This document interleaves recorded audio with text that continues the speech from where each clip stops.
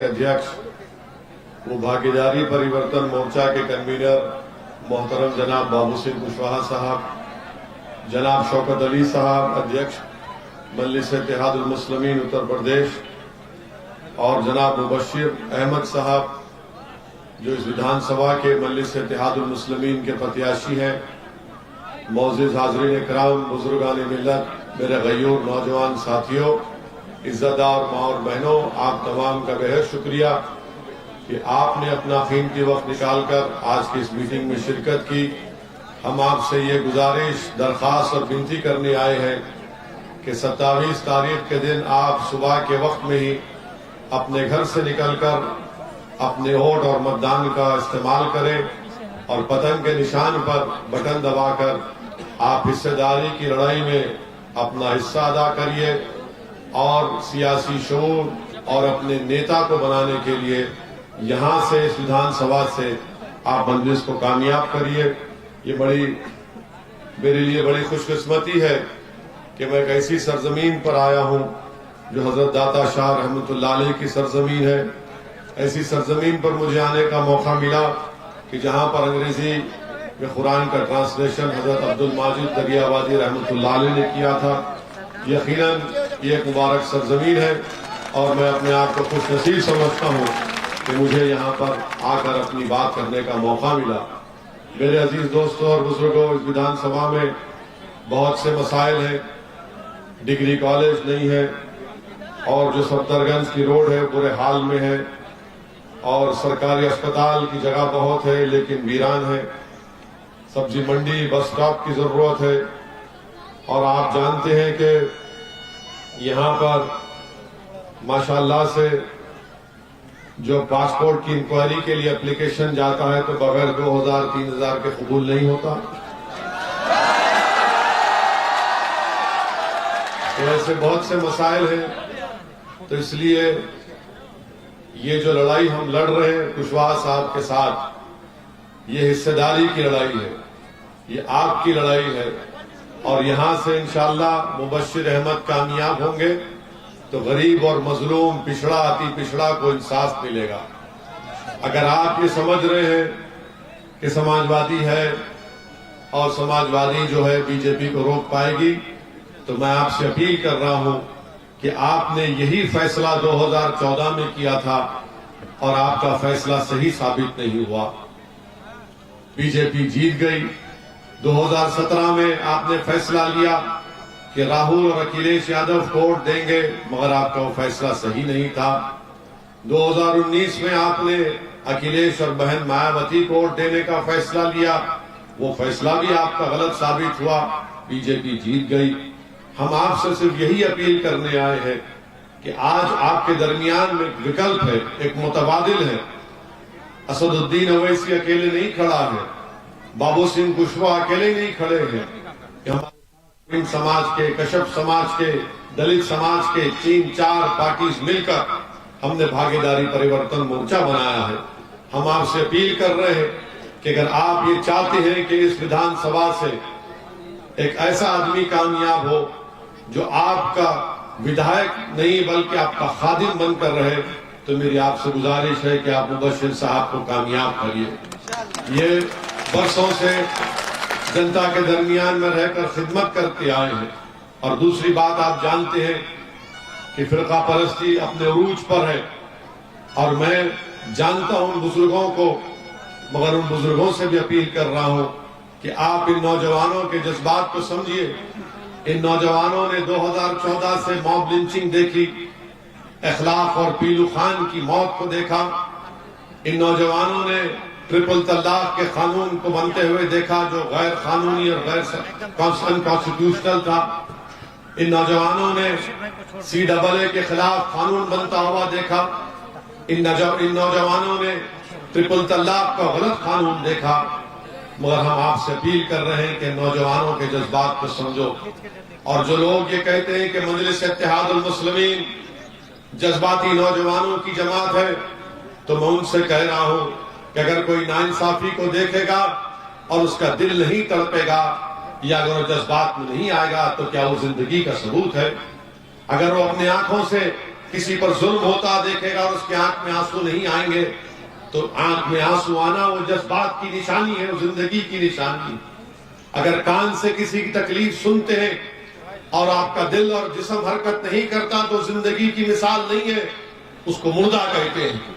तो मैं सलाम करता हूं नौजवानों को जो जज्बाती है, मगर उन नौजवानों से भी कह रहा हूं कि अपने जज्बात को संविधान के दायरे में रखकर अपने जज्बात को, अपनी मंजिल को पाना। और इसीलिए मजलिस आपसे कहती है, भागीदारी परिवर्तन मोर्चा आपसे कह रही है कि आप मजलिस के प्रत्याशी को, उम्मीदवार को कामयाब करिए। समाजवादी पार्टी के ताल्लुक से, बसपा के ताल्लुक से, कांग्रेस के ताल्लुक से आपने जितने भी फैसले लिए, आपको क्या फायदा हुआ? आपको कोई फायदा नहीं हुआ। मेरे पास वक्त नहीं है, सिर्फ इतना आपको कह रहा हूं कि जो समाजवादी के लोग, बसपा के लोग, जो मुस्लिम अल्पसंख्यक समाज के इलाकों में आकर खौम खौम खौम की बातें करते हैं, आप उनसे पूछो कि एक दीवाना आया था यहाँ पर, एक दीवाना आकर हमको ये बताया कि उत्तर प्रदेश में एक मुस्लिम अल्पसंख्यक समाज घर में सिर्फ 7 रुपये खर्च होते हैं, और उत्तर प्रदेश से बाहर अगर हैदराबाद हो या मुंबई हो या दिल्ली हो, वहां पर 10 रुपये खर्च होते हैं। उत्तर प्रदेश में 10 में से 7 बच्चे पढ़ना लिखना नहीं जानते, हिसाब किताब मुस्लिम घरानों के। इसका जिम्मेदार कौन है? उत्तर प्रदेश में सिर्फ 3% बच्चे ग्रेजुएट होते हैं, इसका जिम्मेदार कौन है? आपको मालूम मेरे भाई, जिंदगी में भी इंसाफ नहीं मिलता है, तो जब मौत आती है तो हमारे पास आंकड़े हैं, हमने स्टडी कराई माहिरीन से, जो फॉरवर्ड कास्ट के लोग हैं उनके बनिस्बत मुस्लिम अल्पसंख्यक समाज के लोग 6 साल पहले मर जाते हैं, 6 साल पहले उनकी मौत हो जाती है। ये सच्चाई को जब हम बयान करते हैं तो सब हम पर उंगलियां उठाते हैं, सब हम पर उंगलियां उठाते हैं। हमारी लड़ाई तो यही है कि हमारे बच्चों को शिक्षा मिले, गरीबी का खात्मा हो, रोजगार मिले। ये लड़ाई आसमान से तारे तोड़कर लाने की तो बात मैं और कुशवाहा साहब नहीं कर रहे हैं। भारत के संविधान में आपको गारंटी दिया गया है कि लो ये, मगर किसको दिया जाएगा?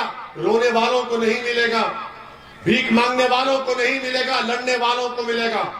अगर आप जिद्दोजहद करेंगे तो यकीनन आपको अपनी मंजिल मिलेगी। और हम यहां पर सिर्फ अपने लिए नहीं आए, अल्लाह हमारी नीयत को जानता है। हम अपने तारीफ में नारे आपसे, आपकी जबान से सुनने को नहीं आए ताकि हमारी अना को, हमारे दिल को ठंडक पहुंचे। हमारे दिल को ठंडक उस वक्त पहुंचेगी जब यहां से आप मुबश्शिर को कामयाब करके अपना विधायक बनाएंगे इंशाअल्लाह। हमारा मकसद तो यही है कि इंसाफ की लड़ाई, मजलिस की लड़ाई। मेरे अजीज दोस्तों और बुजुर्गों, हम आपसे अपील करने आए हैं कि 27 तारीख के दिन आप अपना एक वोट पतंग के निशान पर बटन दबाइए। भारत के प्रधानमंत्री आजकल अचानक बड़ी मोहब्बत हो गई उनको मुस्लिम महिलाओं से।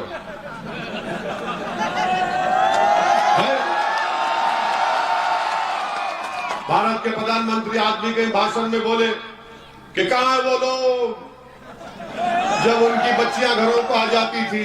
भारत के प्रधानमंत्री कहां गई आपकी मुस्लिम महिलाओं से मोहब्बत, जब कर्नाटक में बच्चियां, आपकी सरकार उन बच्चियों को हिजाब और निकाब पहनने से स्कूल और कॉलेज जाने से रोक रही है।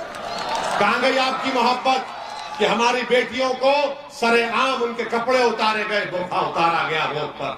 जब आपको मोहब्बत नजर नहीं आई? और आपकी मोहब्बत कहां गई जब आपकी सरकार ने उत्तर प्रदेश के मदरसों में 1 पैसा नहीं दिया? आपने गवर्नमेंट ऑफ इंडिया की स्कीम है, मदरसा मॉडर्नाइजेशन स्कीम। हमने पार्लियामेंट में सवाल उठाया था, मुख्तार अब्बास नकवी ने झूठा वादा किया, उत्तर प्रदेश की सरकार को 40% हिस्सा देना था, नहीं दिया। कहां गई आपकी मोहब्बत प्रधानमंत्री जब CAA के प्रोटेस्ट में 22 मुसलमानों को गोली मारकर हलाक कर दिया गया, कत्ल कर दिया गया? ये मेरे अल्फाज नहीं है, जस्टिस सुदर्शन रेड्डी जो सुप्रीम कोर्ट के साबिका जज थे उन्होंने कहा। मेरे अजीज दोस्तों बुजुर्गों, अब प्रधानमंत्री नया जुमला बोले हैं कि 10 मार्च के बाद 10 मार्च के बाद सांड और आवारा पशुओं के गोबर से आपको दौलत निकाल कर देंगे। वाह प्रधानमंत्री वाह, गोबर से दौलत निकलेगी है। और वो सांड और वो आवारा पशु एक रात में पूरी किसान की दौलत को खा के चले जाते हैं, तो प्रधानमंत्री बोले खाने दो। मैं गोबर से निकालूंगा। वाह प्रधानमंत्री, क्या दिमाग है आपका। आप बताइए, प्रधानमंत्री इस तरह की बात करेगा? एक प्रधानमंत्री को कहना चाहिए था कि भाई मसला क्यों पैदा हुआ। 2017 से आपने इस मसले को पैदा किया और फिर प्रधानमंत्री एक और बात बोल दिए कि उत्तर प्रदेश की जनता कहती है कि हम मोदी का साथ क्यों छोड़ेंगे, हमने उसका नमक खाया है। आप मोदी का नमक खाया या देश का नमक खाया? किसका नमक खाया? डरो मत, जोर से बोलो। तो प्रधानमंत्री ये समझ रहे कि हम सब उनका नमक खाए। प्रधानमंत्री आप भी देश का नमक खा के प्रधानमंत्री बने, आप किसी और का नमक नहीं खाएं। अगर खाएं तो बताइए हमको किसका नमक खाए आप। प्रधानमंत्री बोल रहा, बताइए प्रधानमंत्री ये समझ रहे कि अगर मैं पेट्रोल डीजल गाड़ी में भराता हूं, मोटरसाइकिल में डालता हूं तो उन पैसों से गरीब को राशन मिलता है। अगर एक गरीब महिला एक बिस्किट का पैकेट खरीदती है अपने भूखे बेटे या बेटी को खिलाने के लिए तो उस कीमत से जीएसटी मिलता है। और प्रधानमंत्री बोल रहे मैंने बड़ा एहसान किया। कुछ एहसान नहीं किया प्रधानमंत्री ने, बल्कि रोजगार नहीं मिला उत्तर प्रदेश के युवाओं को। उत्तर प्रदेश के रोजगार का बीजेपी ने 5 साल पहले कहा था 70 लाख लोग नौजवानों को, युवाओं को नौकरी मिलेगी, सिर्फ 3 लाख को देने का झूठा दावा करते हैं। किसान परेशान है, गरीब परेशान है। वो नौजवान जो रात भर महीनों पढ़ता है, गांव से निकलकर शहर जाकर एग्जाम लिखता है, तो योगी की सरकार कहती है एग्जाम नहीं होगा, पेपर लीक हो गया। और योगी कहते हैं कि माफिया भाग गया, क्रिमिनल भाग गया। अरे कहां भागा? जो हमारी गाड़ी पर 4 गोलियां चलाई वो किसके घर का दामाद था? कौन क्रिमिनल था वो? तो मेरे अजीज दोस्तों और बुजुर्गों, इन्हीं की सरकार में यहां पर एक मस्जिद को शहीद कर दिया गया था। हमने उसको बात को उठाया, क्या समाजवादी ने उठाया, कांग्रेस ने उठाया उसको?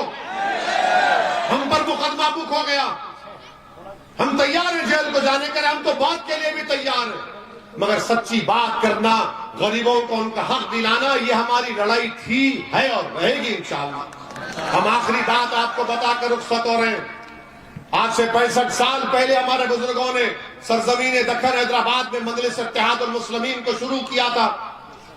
हम कोई नवाब खानदान के नहीं है, हम कोई बड़े खानदान आला जात के नहीं है। हमारे आबो अजदाद गरीब थे, मेहनत मजदूरी करने वाले थे, मगर उनमें जज्बा था, जज्बाती थे, जिद्दी थे। उनको अपनी मंजिल ये नजर आई कि भारत के संविधान में हम सियासत में हिस्सा लेंगे, हम नेताओं को बनाएंगे, सियासी ताकत हासिल करेंगे और अपने बच्चे और बच्चियों को पढ़ाने के लिए कॉलेजेस बनाएंगे, मेडिकल कॉलेज बनाएंगे, अस्पताल बनाएंगे। हमने काम किया। आज हम पर इल्जाम लगाने वाले लगाते हैं कि मजलिस ओवैसी के भाषण में जज्बाती नौजवान आते 65 साल पहले भी ऐसी गालियां दी गई थी, मगर आज तारीख गवाह है कि उन्हीं जज्बाती लोगों ने, उन्हीं गरीबों ने, रिक्शा वालों ने आज मजलिस को मुकाम अता किया कि एक दीवाना हैदराबाद से आकर आपके दरमियान में खड़े होकर अपनी बात की बात करता है। तो ये लड़ाई आपकी है। हम कुशवाहा साहब मिल चुके हैं, आपको हिस्सा दिलाने के लिए हम आपसे अपील कर रहे हैं कि 27 तारीख के दिन आप लोग एक वोट को पतंग के निशान पर बटन दबाइए। क्या आप सपा से डरेंगे? क्या आप योगी, मोदी, बीजेपी, बसपा से डरेंगे? और अगर इंसान है, डर होता है बात वक्त, तो जब डर होता है तो उस बच्ची को याद रखो जिसको 25 हैवानों ने घेर लिया था, जिसके सर पर हिजाब था, उसको घेर लिया तो उस बच्ची ने कहा कि जब मुझे डर होता है मैं क्या नारा लगाती हूँ? नारा लगाओ, वो जबान पर लाओ उस कलमे को, उस जुमले को, और हिम्मत कर अपने हौसले को बुलंद रखो। और याद रखो ये लड़ाई आपकी है। ये प्रत्याशी जरूर है, मगर आप तमाम मजलिस के प्रत्याशी हैं, क्योंकि आपका मुस्तकबिल है। आपको अपनी लड़ाई को आगे लेकर जाना है, ये आपको अपना नेता बनाना है। यही चंद बात हम आपसे कहकर रुखसत होते हैं। शुक्रिया, अस्सलाम वालेकुम।